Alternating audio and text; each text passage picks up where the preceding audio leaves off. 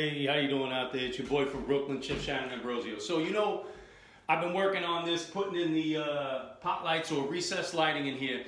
But there's something else I want to show you because I've been doing a lot of plastering, a lot of taping, patching holes and what have you, right? So most old homes have, the sheetrock was put in with nails. What happens with nails over time is that the nail burrows a hole in the wood and basically it pushes itself out. So once the hole is bored and it's not a screw, it tends to back itself out. So this is what happens, right? I've been patching a ton of these holes. So let me show you what's going on here, right? So as you can see here, you'll see that little divot, that crack, right? So what happens is I have to go around and basically dig out the hole like this and put a screw next to wherever the nail was in order to make the sheetrock go, get closer to the stud. And that right there is very, very important. So if you're remodeling or refinishing, you'll see basically up there at this point right here, I'm gonna take out a nail and then put in a screw, okay? But you have to do that the whole way. So you have to check all your walls, ceilings, everything. So you gotta do these things. Otherwise, when you go to paint later on, that nail, because those nails probably weren't galvanized, what happens is they will make a rust mark that basically won't ever go away. So what'll happen is the nail will keep pushing out and it'll just eventually just make a crack because it's only plaster over the top of that. So you want to make sure you're taking all of them out, right?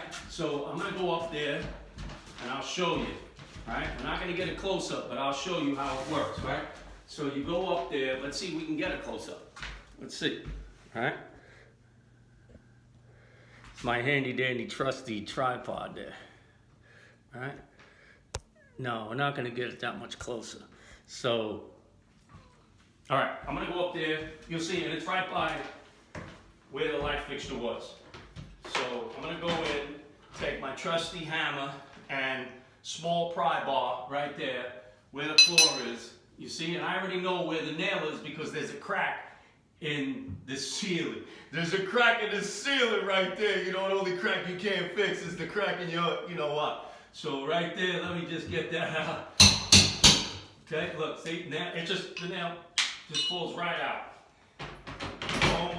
Take my trusty little scraper, scrape away any excess paper and plaster that's gonna fall out. Boom, boom, boom. Make sure you scrape it all the way. Otherwise, when you go to plaster, you're not gonna be able to. So look right there, look. I didn't even have to go far, and there's another nail right there. So what I'm going to do first is I'm going to take the screw gun and everything, and I'm going to put a screw in over here.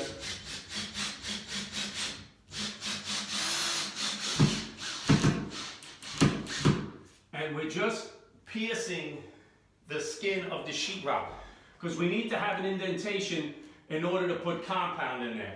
So again, I'm going to make a spectacle of myself right here with the spectacles right there. Those are the fake goggles right there, right? You heard? So there's another nail in there. So I'm going to get in there real close.